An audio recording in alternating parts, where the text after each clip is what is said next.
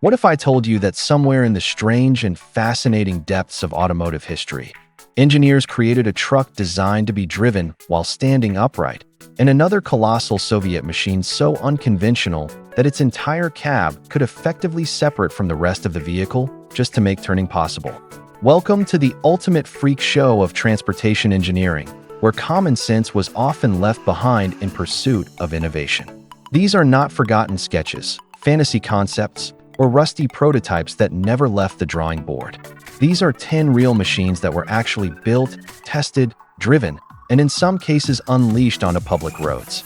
From unstable, three-wheeled contraptions that seemed determined to defy gravity to armored tank-hauling giants built for war, these vehicles pushed the boundaries of logic, engineering, and safety in ways that are almost impossible to believe today.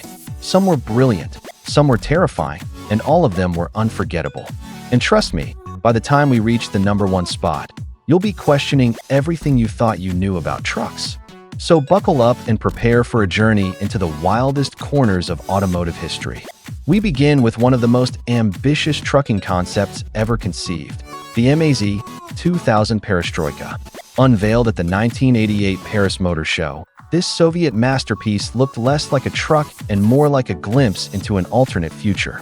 Engineers at the Minsk automobile plant completely reimagined how a truck should work by separating the cab from the traditional chassis arrangement. Instead of mounting the engine, gearbox, and steering system throughout the vehicle in a conventional layout, they packaged the entire powertrain into a dedicated traction module located beneath the cab. This revolutionary design meant the cab itself never needed to tilt. Instead, the entire front section rotated independently from the cargo unit behind it.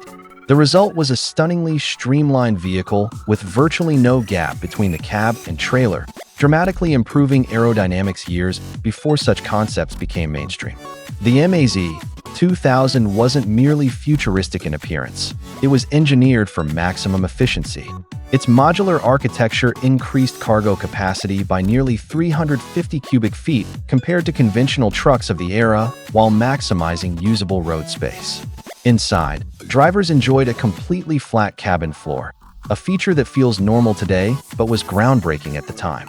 Hydraulic steering and trailer-mounted steering wheels allowed this massive vehicle to maneuver with an agility that seemed impossible for its size, delivering a turning radius comparable to many passenger cars. Powered by a manned diesel engine, the truck embodied the spirit of its name, Perestroika, symbolizing the restructuring and transformation taking place within the Soviet Union itself. Unfortunately, despite stunning audiences in Paris and proving its capabilities during testing, the collapse of the Soviet Union brought the dream to a sudden end. Funding disappeared, production plans evaporated, and one of the most innovative trucking concepts ever developed became a historical what-if. Although elements of its patented design reportedly influenced future Western vehicles, the MAZ 2000 itself never reached mass production. Today, only a handful of prototypes survive, standing as silent reminders of a moment when Soviet engineers dared to leap decades ahead of their competition. Moving from a futuristic giant to a compact oddball, we arrive in Germany and meet the Volkswagen Type 147, affectionately known as the Fridolin. At first glance, it looks as though a Volkswagen Beetle somehow collided with a shoebox and emerged as a delivery van. Yet this strange little vehicle existed for a very practical reason. During the early 1960s, the German Postal Service needed something inexpensive, easy to access, and capable of carrying large volumes of mail. The Volkswagen Transporter was too large, while the Beetle was too small. Faced with this dilemma, Volkswagen raided its own parts inventory and assembled one of the most charmingly peculiar delivery vehicles ever created.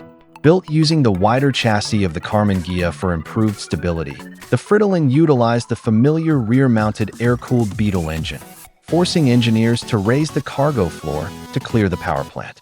Its most recognizable feature was its large sliding doors, designed to help postal workers jump in and out hundreds of times throughout the day.